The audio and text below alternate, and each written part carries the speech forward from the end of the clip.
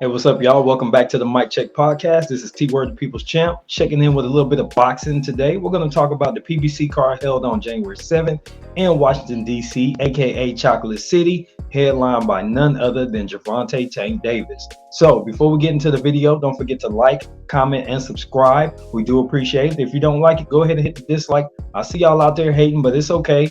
We'll take the hate and the love all the same. You know what I'm saying? We're just doing this for fun and we just enjoy your feedback no matter what it is, okay? So let's go ahead and get right into it without further delay. We're going to start with the top of the televised card and talk about Demetrius Andrade versus Nicholson. And the result of that fight was a unanimous decision by Demetrius Andrade.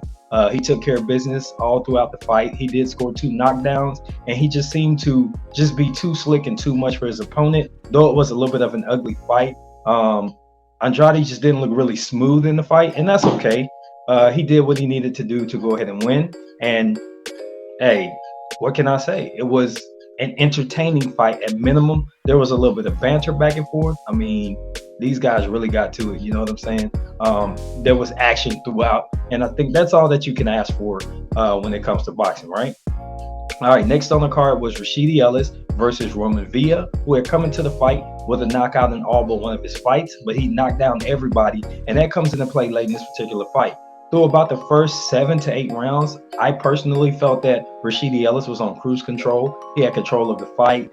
He was landing punches when he wanted to, putting together combinations, tagging Villa, and Villa just kind of stalked him down, similar to the way that you see Jose Benavidez fight as of late. Just kind of high guard, just walking in with his hands up, just absorbing shots and waiting for a big blow to the head of his opponent. And eventually he landed that shot. He started coming on strong in around the 11th round, and by the 12th round, he did score really three knockdowns on Rashidi Ellis, and apparently that was enough to sway the judges, who scored at 114 and 112 on 2 cards for a majority decision. And then there was one judge who scored it as a draw, 113 and 113. Upon review of the cards, while I thought that Speedy Rashidi Ellis did win the first 6 rounds, a couple of judges saw it the other way. And a few people have given Villa more rounds at the beginning of the fight than I did. I actually had it a cool 7-0, maybe even 8-0. But even at that score, you're going to get to a draw. And that's if you give a 10-7 final round, even though some of the judges gave a 10-11 11th round, 10-9 11th round. So I don't know how they came to these scores. It looks like somebody went back and changed their scorecard, but we'll never know the truth, you know.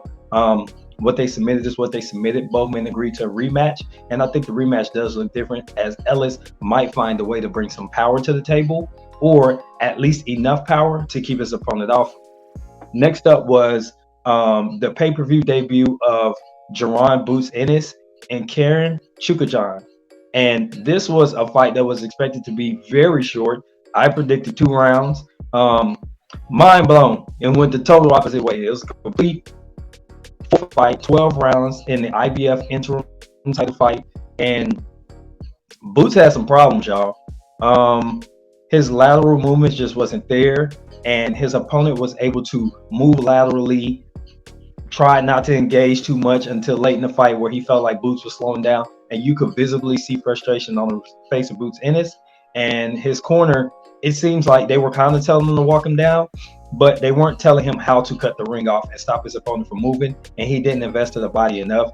And it hurt him late in the fight, because even when he was throwing everything at him, Kieran was just eating shots, and he made it to the final bell while losing a unanimous decision.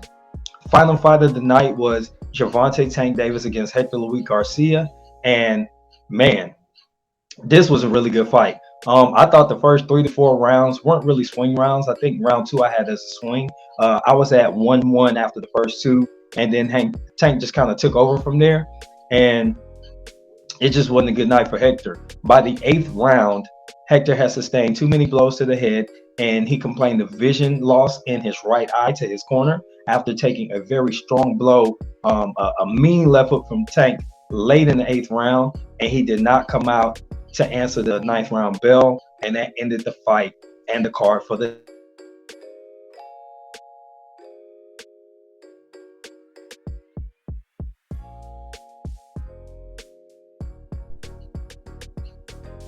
You had three expected outcomes, and then you had another fight and then a very unexpected outcome. But at the end of the day, what we did see was a good night of boxing. Was it worth $75? That's for you to decide. I can't tell you how you should spend your money, but I think it was worth the $75 because you got to see two, three, or even four marquee fighters, depending on where you rate them, on a single card. And if you watch the prelims, you saw some really good fights before that on YouTube on the Show Sports channel. So happy with the night of boxing. Great way to kick off the year as far as major cards go. I know there was other boxing that happened in the first week of the year, but this was the biggest card of the year thus far. And we're looking for something in about 2 weeks, I believe, going to be on one of the platforms as well. So there's a lot of boxing to cover. I thought we got treated to a nice start to 2023. Looking for more. This sets up some really great matchups, including the Rashidi Ellis and Jerron Ennis matchup that looks a little bit more appealing after the results of the previous fight. Something we'll talk about later. If you missed our live video, we also cover it there. But I'm going to leave it right there and allow for your comments. So this has been T-Word for the Mic Check Podcast. Don't forget to like, comment, and subscribe. Share it. Tell a friend and tell a friend. Until the next time, peace.